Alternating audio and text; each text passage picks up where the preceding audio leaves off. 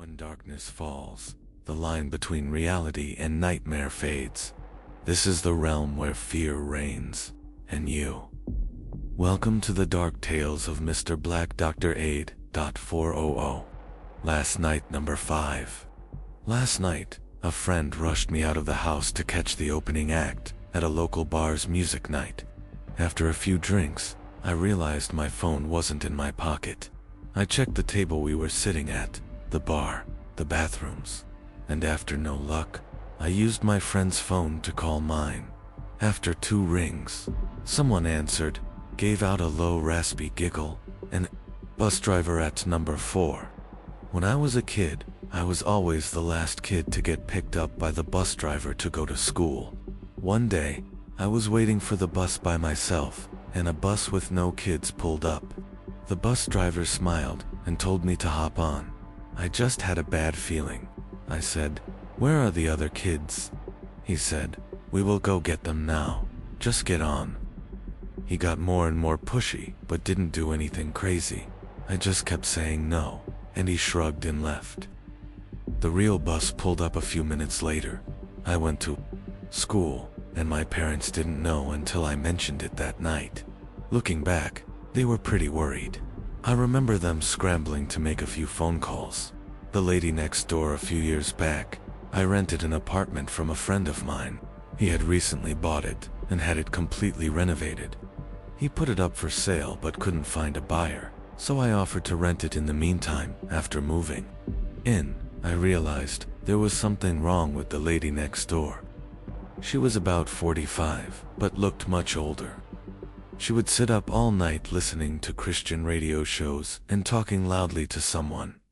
It got to the point where I couldn't sleep, so I went over to her place and asked her to keep it down. She opened the door, and I got a quick peek. Her walls all had crosses painted on them in different colors and words, like Jesus and angels scribbled everywhere. The windows were painted black, letting no light in at all. It was damp, yellow-stained 50 carpets, dog, and cockroaches everywhere. No dog, though. I asked her to please keep it down.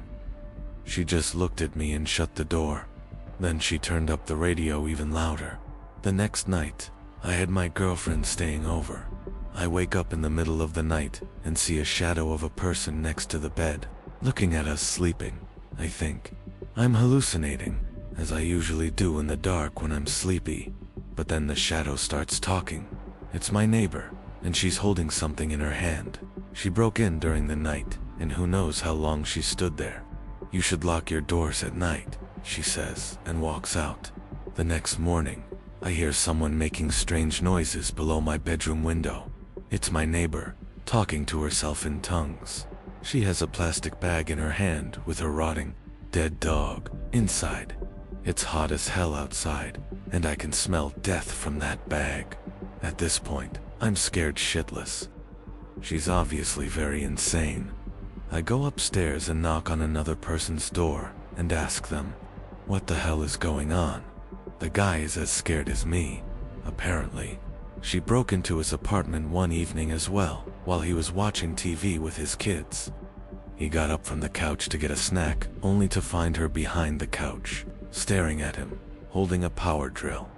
Come to think about it, now I know what was in her hand at this stage. I'm basically myself.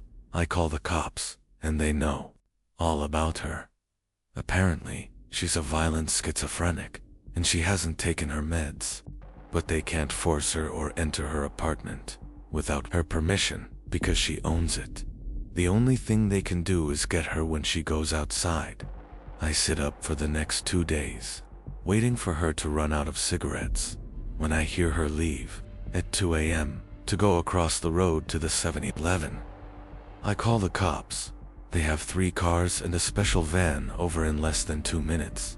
They restrain her, throw her in the van, and drive off to some institution, and in less than a minute, it's like she was never there. I never see her again. Still have nightmares about her looking at me in my sleep for The payphone worked at a campground on night shift from 12 a.m. to 8 a.m. every night. It wasn't bad. I would bring in my PS2 and game a good portion of the night. only having to deal with 1 or 2 people on busy nights. It was just me, in this little 8x8 shack, with nothing around but dark all night, my first week there. The other third shift guy who was quitting told me about this payphone a few feet from the shack where I worked. He said it rang every night at the same time just once. It was probably just an automated test call, he guessed. He'd never answered it himself. I worked there for a few months. It was the middle of the summer, so most nights I had the windows closed and couldn't hear the payphone go off by mid-August. I started leaving the windows open at night.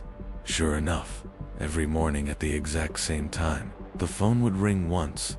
The ring even sounded creepy, like the payphone had been submerged in water and then put back in place. One night, I got up the nerve to answer it. I set an alarm a few minutes before and went to wait at the phone until it rang. When it did, I answered it, but there was no sound. Just dead air, like someone was on the other line, but wasn't speaking. I said hello a few times and hung up. I did this every night for a week with the same results. I didn't think anything of it and left it alone for about a month. The first week of October, I decided to answer the phone once again. I set my alarm, and when the time came, I answered the phone. I repeatedly said hello into the receiver. Then I heard what sounded like someone inhaling through clenched teeth. The voice that followed was rough, like someone who had gargled gravel. It said my name, my full name, first, middle, and last. It was a voice I had never heard before.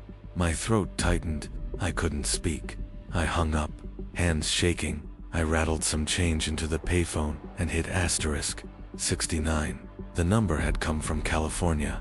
I lived in Indiana, 400. Darkness is always by your side. Can you hear the whispers lurking in the shadows? You're lucky for tonight, but in the next story, ... maybe it will be your turn. That's all from Mr.BlackDread for now. But remember, fear never truly ends.